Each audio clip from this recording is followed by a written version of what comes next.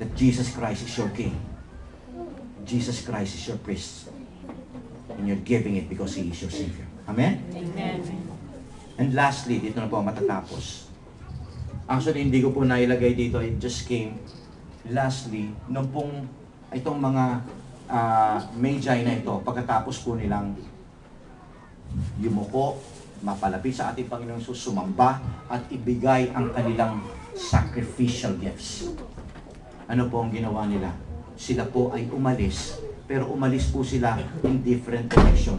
Naalala niyo yung sabi kanina doon sa binasa natin, sabi ni Herod, kung makakarating kayo doon sa lugar nila, pwede ba bumalik kayo rito at sabihin niyo sa akin para naman ako'y makasamba sa kanya? Pero kung babasahin po ninyo yung verse 12, okay, after they have worshiped and they have met Jesus, sabi niyo, they depart from a different direction. Common sense, pagka ikaw ay nakarating sa isang lugar, ang kinakailangan mong i-track yung lugar na iyong dinaanan. Tama po ba? But listen, sabi ng salita ng Diyos doon, they departed from a different direction. Okay? Hindi sila noon balik doon sa dinaanan nila. Well, alam natin ito mga kapatid, literally, ayaw nilang bumalik kay Herod. Okay?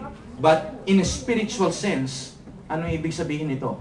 Nung natagpuan nila ang ating Panginoong Jesus, nag-iba na ang kanilang direksyon at takbo ng kanilang utak. They were changed.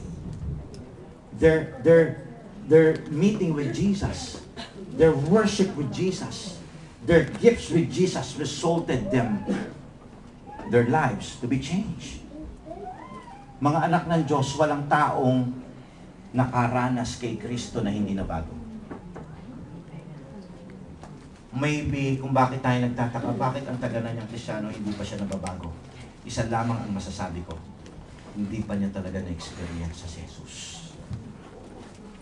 Hindi pa niya talaga nakita, naranasan, nasamba, at nagpakumbaba at sumunod sa kagustuhan ng Diyos. Walang sino man pong tao ang nakaranas kay Kristo at hindi nabago. If you want to be a wise man this Christmas, through the rest of your life, kagaya po ng ginawa nitong wise man, ginawa po nila, they departed from a different place. Huwag na po kayong sumali o dumaan sa dating daan. Okay? Pumunta na kayo sa bagong daan ni Kristo. Amen? Okay? Huwag sa dating daan. Mali po yung dating daan. Ibabalik lang kayo sa dati ninyong pamumuhay niya. Okay? Pumunta po kayo sa talagang tama at bagong daan ni Kristo.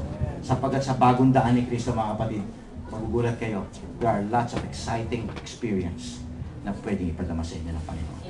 If you do these 8 things, 8 actions na ginawa ng ating mga Magi na ito, I do believe you can make yourself a wise man. Okay? Through this Christmas. Tayo pong lahat ay tumayo.